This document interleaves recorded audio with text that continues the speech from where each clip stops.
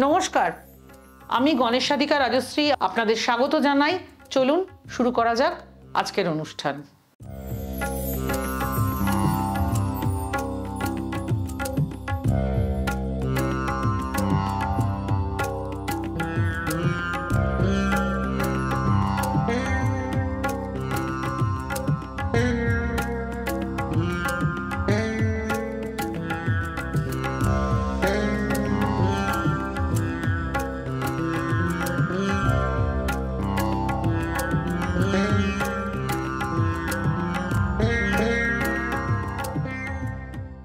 হর হর মহাদেব, ওম নমঃ শিবায়। নানাভাবে আমরা মহাদেবকে ডাকি। মহাশিবরাত্রির দিন 4 প্রহরে 4 বার শিবের পুজো করার নিয়ম রয়েছে। 4 প্রহরে দুধ, দই, ঘি, মধু ও গঙ্গাজল দিয়ে মহাদেবকে স্নান করাতে হয়।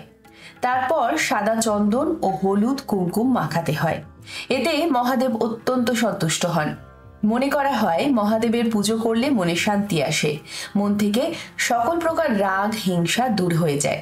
শিবরাত্রির আগের দিন সংযম করার নিয়ম রয়েছে। কি করতে হবে সেই দিন? সিদ্ধ চাল ও রোজকার ব্যবহারের সাধারণ নুন সেই দিন খেতে নেই। সেই দিন আতপ চাল এবং সৈন্ধব লবণ খেতে হয়। এছাড়া যদি কেউ মনে করেন সেই দিন অন্ন না খেয়ে ময়দার তৈরি খাবার খেতে পারেন। শিবরাত্রির দিন বেলপাতা অবশ্যই শিবের মাথায় দিতেই হবে। এর সঙ্গে বেল গাছের যে ফুল হয় সেই ফুল দেওয়া অত্যন্ত শুভ বলে মানা হয়। মনে রাখবেন, সুগন্ধি বেল ফুল নয়, বেল গাছে যে ফুল হয় সেই ফুল। এই দিন কিছু পরিমাণ কালো তিল জলে ফুটিয়ে স্নান করা অত্যন্ত শুভ বলে মানা হয়।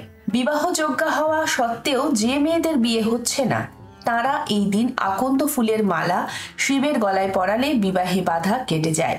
শিবরাত্রির দিন মহামৃত্যুঞ্জয় মন্ত্র পাঠ করলে মানসিক শক্তি বৃদ্ধি পায়। এদিন শিবকে আকন্দ, কলকে, নীলকণ্ঠ, ধুতুরা ফুল অর্পণ করতেই হয়। যে কোনো সাদা রঙের মিষ্টান্ন দিলে মহাদেব খুবই প্রসন্ন হন। এই দিন অবশ্যই 108 বার ওম নমঃ শিবায় মন্ত্র জপ করতে হবে। কেমন লাগলো এই সপ্তাহে গণেশাধিকা রাজশ্রীর অনুষ্ঠান? যদি ভালো লেগে থাকে আমার ইউটিউব চ্যানেল গণেশাধিকা রাজশ্রীকে লাইক করুন, বেল আইকনটি প্রেস করে সাবস্ক্রাইব করে রাখুন, যাতে নিত্য নতুন অনুষ্ঠানের নোটিফিকেশন সবার আগে পেতে পারেন। ভালো লাগলে বন্ধু এবং পরিচিতদের মধ্যে শেয়ার করুন। নিজেরা ভালো থাকুন, সবাইকে ভালো রাখুন।